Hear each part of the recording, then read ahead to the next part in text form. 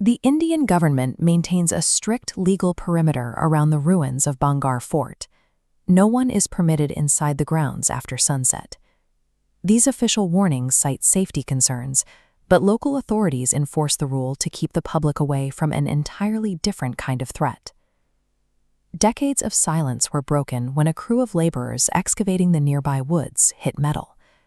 Deep beneath the soil, they uncovered a heavily rusted iron lockbox that was sealed with an imposing fiery crest. When they broke the lock, the air filled with the scent of decay.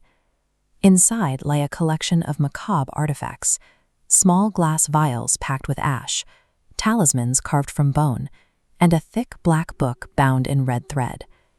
The laborers believed they had stumbled upon buried treasure. In reality, the box was an elaborate, centuries-old snare, buried specifically to draw in a precise kind of target. One of the laborers, a man named Arjun, quietly claimed the box for himself.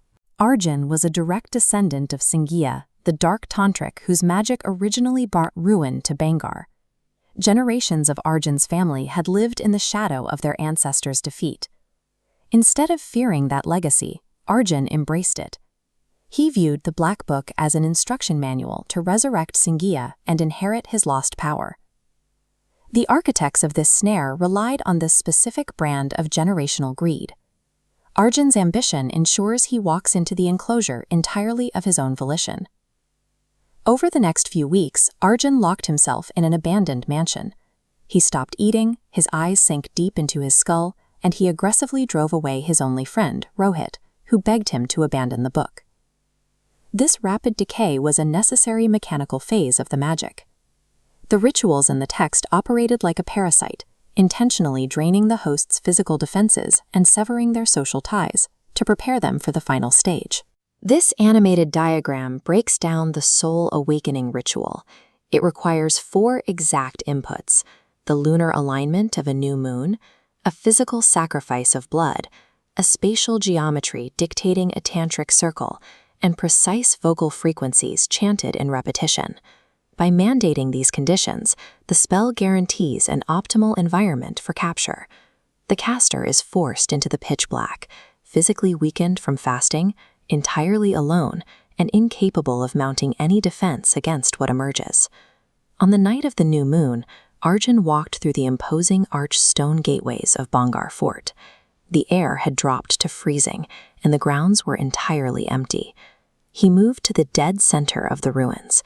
There, he painted a large tantric circle on the ground in deep red and anchored the 4 cardinal directions by lighting torches. With the geometry set, he began the final incantations. He sliced his palm open, holding his hand out so his blood could fall directly into the exact center of the circle.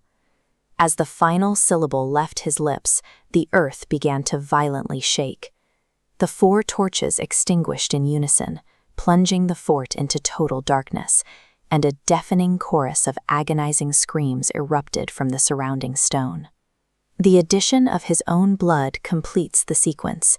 The occult mechanism is now fully engaged, and the escape routes have effectively ceased to exist. Arjun hadn't summoned his ancestor. The entity towering over him in the darkness wore the ancient armor of the king of Bangar. Centuries ago, the royal scholars anticipated that Singhiya's disciples would eventually attempt a rescue. To intercept them, they engineered a counterfeit spellbook, filled it with corrupted rituals, and buried it to serve as bait. Arjun's incantation never had the capacity to resurrect the dead.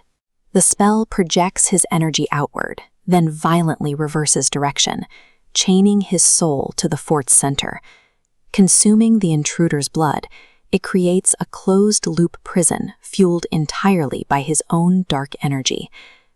Bangar doesn't need physical guards to protect its borders. The entire defense network relies on the predictable arrogance of its enemies to maintain itself. The realization came too late.